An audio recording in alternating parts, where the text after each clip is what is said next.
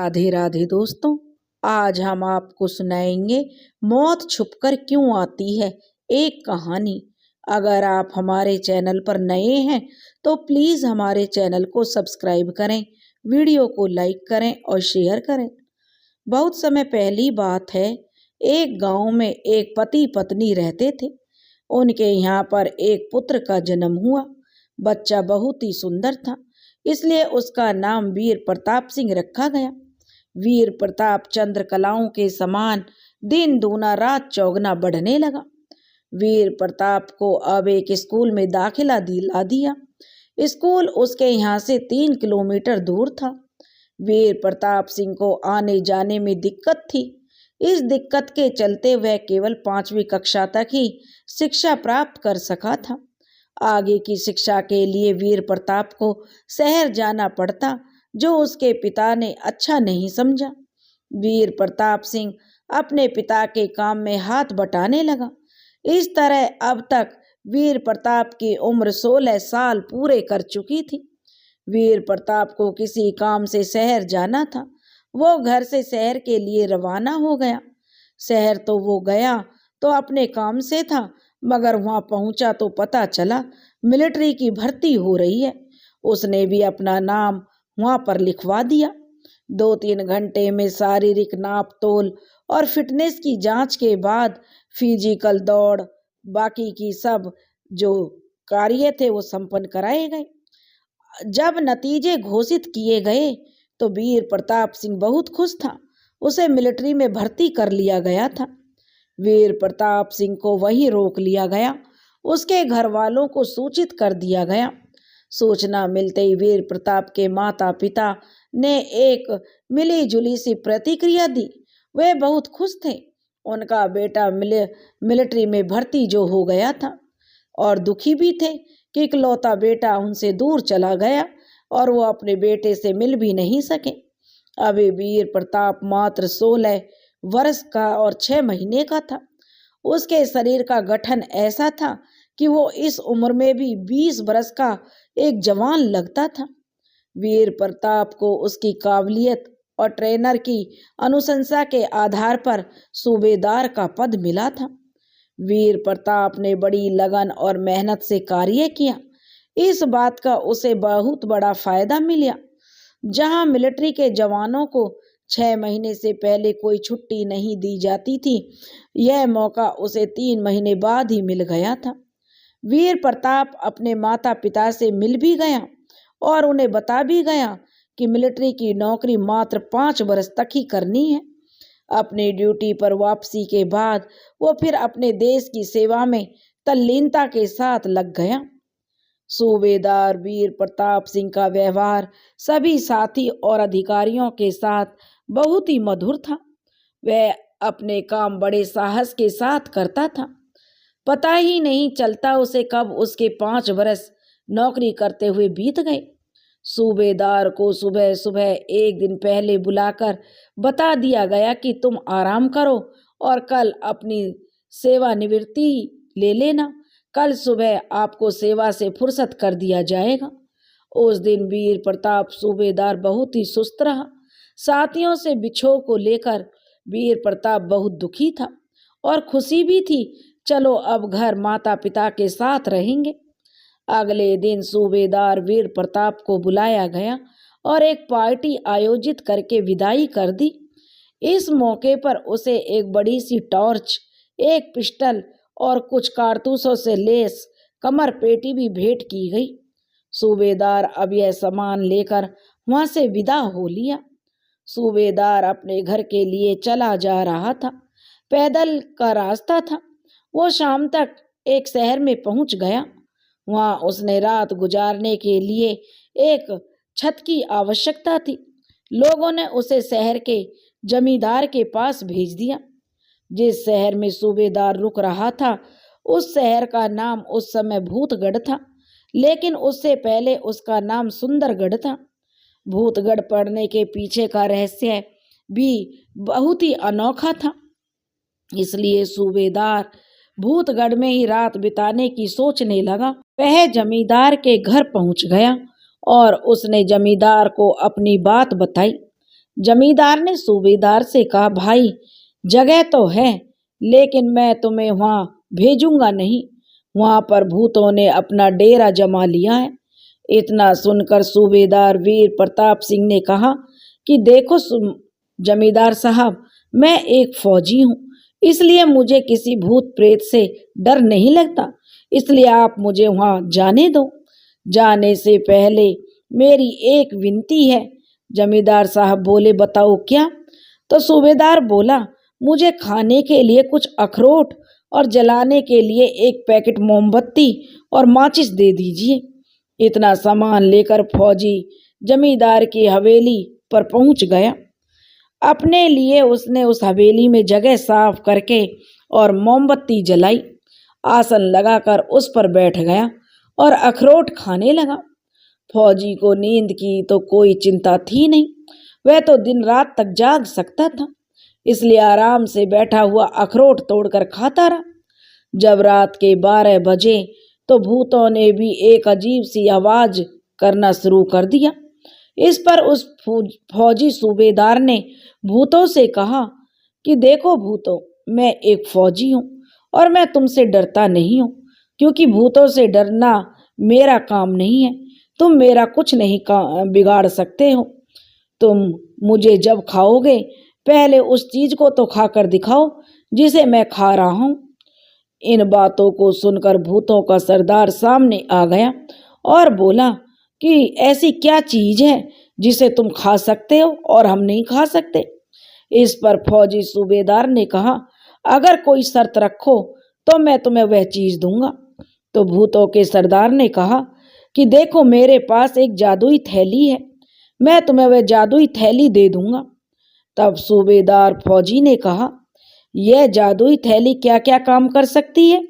तब भूतों के सरदार ने कहा, इस थैली को अपने हाथ के ऊपर रखकर इससे जो मांगोगे वो मिल जाएगा। सूबेदार ने बोला कि कैसे मांगेंगे? तब भूतों के सरदार ने बताया, थैली हाथ पर रखना और कहना, भूतों के सरदार की थैली, हमें फलाना चीज चाहिए। तुम जो भी चीज मांगोगे वही इस थैली में हाजिर हो जाएगी। फौजी ने कहा, मैं कैसे इस बात का विश्वास करूं? तब भूतों के सरदार ने कहा, हम भूत कभी झूठ नहीं बोलते, और अगर तुम्हें यकीन ना हो तो हम सारे इसमें बंद होकर तुम्हें दिखा सकते हैं। तब भूतों के सरदार ने वह थैली फौजी सूबेदार को देकर कहा, अब तुम आजमा के देख लो। जब फौजी ने कहा, हे भूतों के सरदार की थैली, अगर तेरे अंदर शक्ति है तो इन सारे भूतों को अपने अंदर कर ले। फौजी का इतना कहना था कि सारे भूत एक एक करके उस थैली के अंदर आ गए। अब अंदर से भूतों का सरदार बोला, अरे मनुष्य, तुझे हमारे ऊपर विश्वास है या नहीं? फौजी सूबेदार ने कहा, हाँ, अब विश्वास तो हो गया। तो भूतों के सरदार ने कहा, तो जल्दी करो, हमें भूख लगी है, वह चीज दो हमें जिसे हम खाकर तुमसे जीत जाएं। भूत भूखे थे और सूबेदार उन्हें परेशानी कर रहा था। तब भूतों के सरदार ने सूबेदार से वो चीज मांगी। तो भूतों के सरदार ने कहा, जल्दी दो, उस चीज को खाकर हम फिर तुम्हें खाएंगे और अपना पेट भरेंगे। फौजी सूबेदार ने अखरोट की थैली में से एक पिस्टल का कारतूस निकाल के उस भूतों के सरदार को दे दिया। भूतों का सरदार उसे खाने की कोशिश करता रहा, चबाता गया, लेकिन उस पीतल से बने कारतूस का क्या बिगड़ना था? उसका कुछ भी नहीं हुआ और चबाने से वह चपटा हो गया। अब शर्त के मुताबिक भूतों के सरदार ने वो थैली उस फौजी सूबेदार को दे दी। फौजी सूबेदार ने अपनी चालाकी से फिर से भूतों के सरदार को कहा कि मैं इस थैली पर कैसे विश्वास करूं कि यह मेरा कहना मानेगी। इस पर भूतों के सरदार ने कहा, तुम मनुष्य कभी किसी के विश्वास पात्र नहीं बन सकते। चलो, जो करना है करो, हम यहीं पर हैं। इतना सुनते ही फौजी सूबेदार ने थैली अपने हाथ में लेकर कहा, हेरी भूतों की सरदार की थैली, अगर तेरे अंदर शक्ति है तो इन भूतों को अपने अंदर कर ले। फौजी सूबेदार का इतना कहना था कि सारे के सारे भूत एक एक करके थैली में समा गए। फौजी ने कहा, देख लो भूतों के सरदार, कोई बाहर तो नहीं है। इस पर भूतों का सरदार नाराज हुआ और बोला, तुम मनुष्यों के अंदर यही सबसे बड़ी कमी है कि तुम किसी पर विश्वास नहीं करते। अरे भाई, हम सभी इसके अंदर हैं। इतना सुनते ही फौजी सूबेदार ने उस थैली के मुंह को बंद कर दिया और ऊपर से कसकर गांठ लगा दी। उसके बाद अपने सिर के नीचे तकिए की तरह लगाकर वह सोने लगा। इस नगर का नाम भूतगढ़ क्यों पड़ा था? क्योंकि जमींदार ने अपनी बीवी के कहने के मुताबिक उसके रहने के लिए एक नई बड़ी सी हवेली बनवाई थी, लेकिन उस हवेली का गृह प्रवेश जो नहीं हुआ था, क्योंकि काफी दिन बीत गए थे और हवेली सुनसान पड़ी थी। और फिर उसमें भूतों का जमावाड़ा हो गया, क्योंकि गृह प्रवेश मुहूर्त काफी देर से निकला था। इतने में उसमें भूतों का वास हो गया, यहाँ तक कि उस हवेली में जमींदार के 2 नौकरों की भूतों ने हत्या कर दी थी। उसके बाद से उस नगर का नाम सुंदरगढ़ से भूतगढ़ हो गया था और यह मकान तब से खाली पड़ा हुआ था। जब सुबह हो गई तो जमींदार ने अपने नौकरों को भेजा कि जाओ उस फौजी के नरकंकाल को वहां से उठाकर दफना दो। तो उसके नौकर जाकर देखते हैं तो फौजी तो बैठा हुआ था। यह देखकर नौकर अचंभे में पड़ जाते हैं। नौकर वीर प्रताप सिंह से कहते हैं, आपको जमींदार साहब ने याद किया है। इतना सुनकर सूबेदार फौजी कहता है, भाई हम फौजी हैं और सारा काम अपने हिसाब से करते हैं।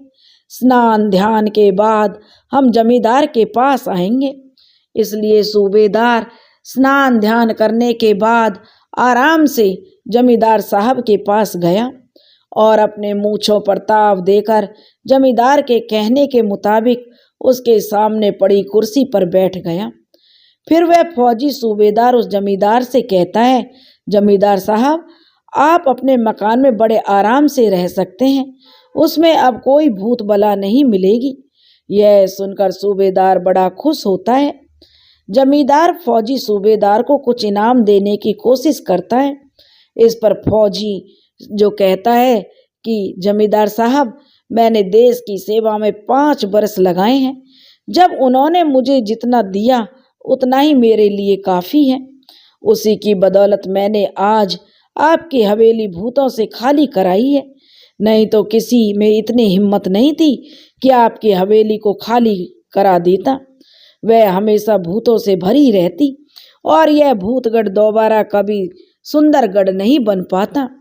इस बात की चर्चा आग की तरह पूरे नगर में फैल गई और लोगों ने सुंदरगढ़ को भूतगढ़ कहना छोड़ दिया।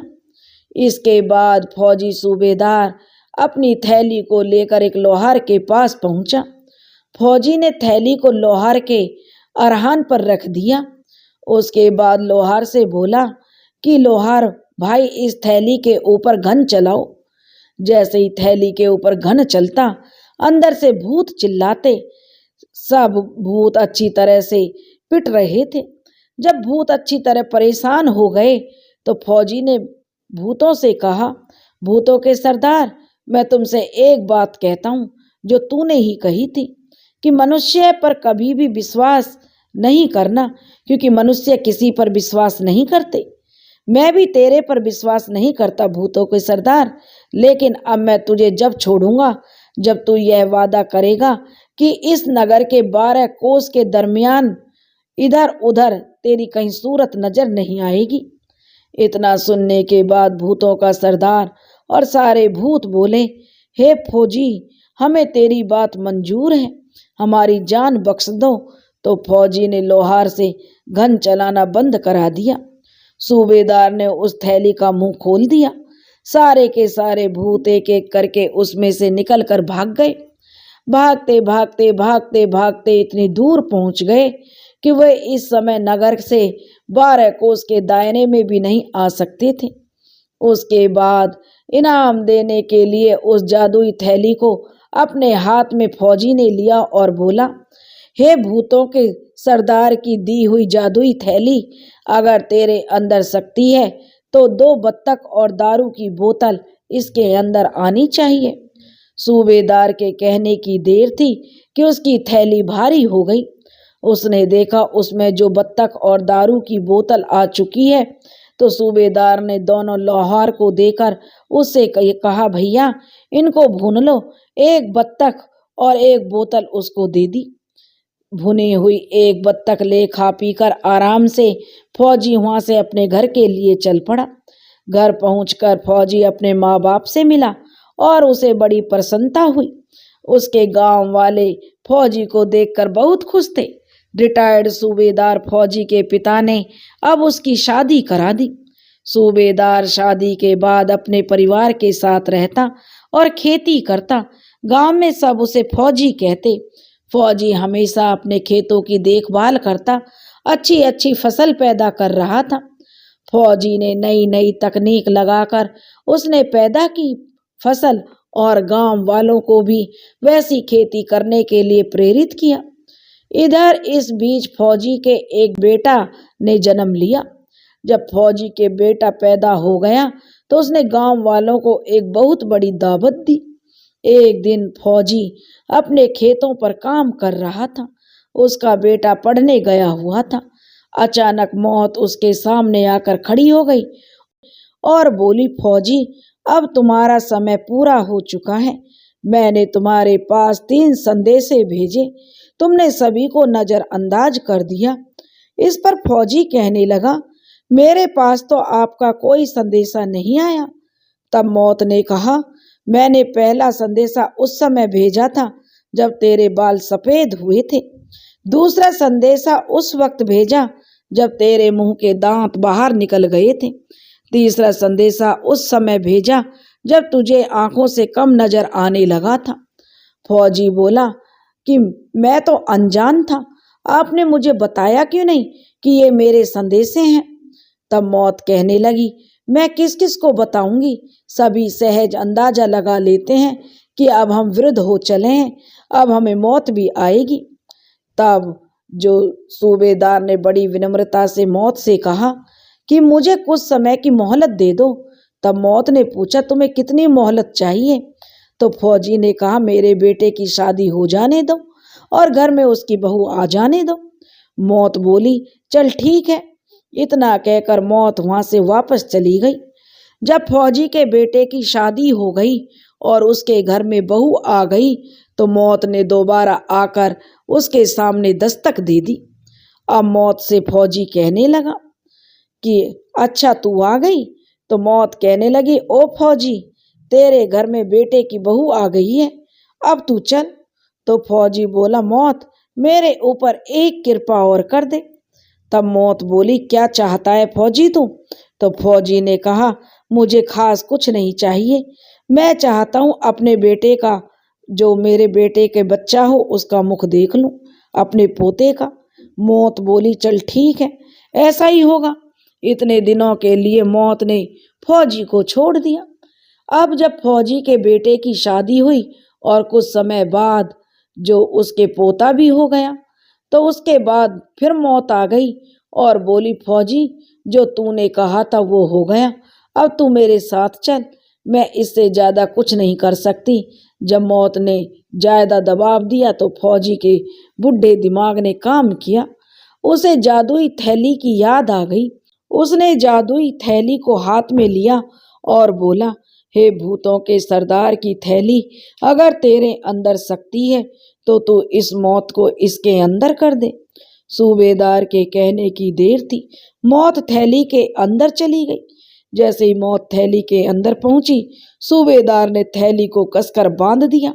अब सूबेदार ने एक बक्सा बनवाया और थैली को उस बक्से के अंदर रखा और उसे एक नहर में छोड़ दिया। अब फौजी से मौत का खतरा टल चुका था। मौत थैली में बंद थी, इसलिए अब कोई भी व्यक्ति या जानवर नहीं मर रहा था। जमीन पर इंसानों की और अन्य जीवों की जनसंख्या बहुत हो गई। जनता इतनी बढ़ गई कि खाने पीने की चीजें भी कम पड़ने लगी। बहुत बड़ी विकट समस्या पैदा हो गई। किसी के मरने की कहीं से कोई सूचना नहीं मिलती। इधर मौत की थैली बक्से में बंद नहर में तैरते तैरते किनारे लग गई। जहां पर मौत किनारे से लगी थी वह एक धोबी का घाट था। वहां पर एक धोबी रोजाना कपड़े धोने के लिए आता था। जब उसने उस बक्से को देखा तो धोबी बड़ा खुश हुआ। उसने सोचा इस बक्से में जरूर कुछ खजाना मिल जाएगा। उसने उस बक्से को अपने पास रख लिया और जब अपने सारे कपड़े धो चुका तो बक्से को लेकर कपड़ों के साथ अपने घर पहुंचा। घर पहुंचने के बाद धोबी ने उस बक्से को खोला। उस बक्से के अंदर एक थैली मिली जिस थैली का मुंह बंद था। धोबी को अभी भी उम्मीद थी शायद उसमें कुछ माल हो। इसी लालच में धोबी ने वह थैली खोल दी। धोबी ने जैसे ही थैली खोली मौत आजाद हो गई। अब मौत ने धोबी को बहुत धन्यवाद दिया। अब उसे सबसे पहले मौत को उस फौजी से बदला लेना था। उसे और कुछ भी नजर नहीं आ रहा था। सबसे पहले मौत उस फौजी के गांव पहुंच गई। वहां जाकर देखा फौजी अपने खेत खलिहानों में था। वैसे भी वो आवेग भरे पूरे परिवार का सबसे बड़ा मुखिया था। उसे अब खेतों पर ही बने मकान में रहना पड़ता था। वहीं पर वह खेती के लिए आवश्यक चीजें, हल बैल और सभी प्रकार के औजार रखता था। सिंचाई के लिए एक रहट थी जिसमें चैन पंप से परिवर्तित कर दिया था। इस बार की फसल की बिक्री के पैसों से एक ट्यूबवेल लगाने की योजना बन चुकी थी। इस सब से अनजान फौजी की मौत तो अब आजाद हो गई होगी, उसे पता ही नहीं था। फसल से अनाज निकालने के लिए जो कटे हुए गेहूं रखे थे उन्हें इस प्रकार रखा जाता था कि कई लंबी लंबी कतारें बन जाती थी। उनको मढ़ाई के लिए बैलों को तैयार कर लिया गया था।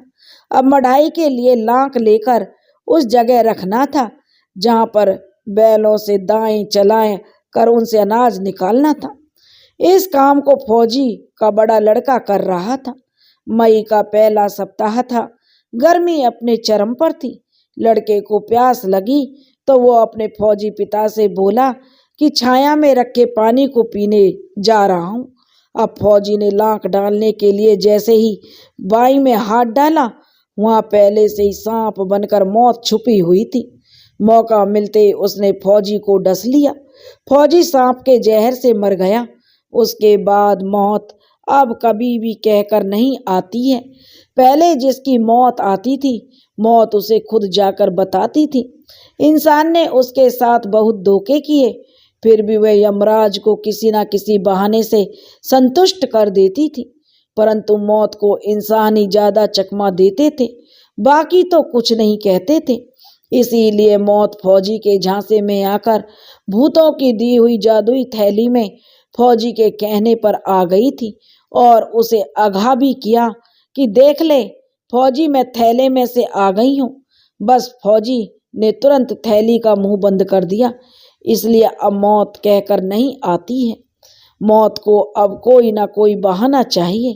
अब मौत बिना बहाने के किसी को नहीं आती। हमेशा यही सुना जाता है, फलाने आदमी का एक्सीडेंट हो गया, वो मर गया, वो कुएं में गिर गया, वो आदमी टीवी से मर गया। तरह तरह के कारण होते हैं। अब मौत के पहले केवल एक ही था, मौत आती थी और साथ लेकर यमराज के साथ जाती थी। जिसकी भी मौत आती उसके प्राणों को ले जाती थी यमराज के साथ। और यह कहानी हमने बचपन में सुनी थी। जैसी सुनी वैसी आपको सुना दी। अगर आपको यह कहानी अच्छी लगी हो तो प्लीज़ हमारे चैनल को सब्सक्राइब करें, वीडियो को लाइक करें और शेयर करें। राधे राधे।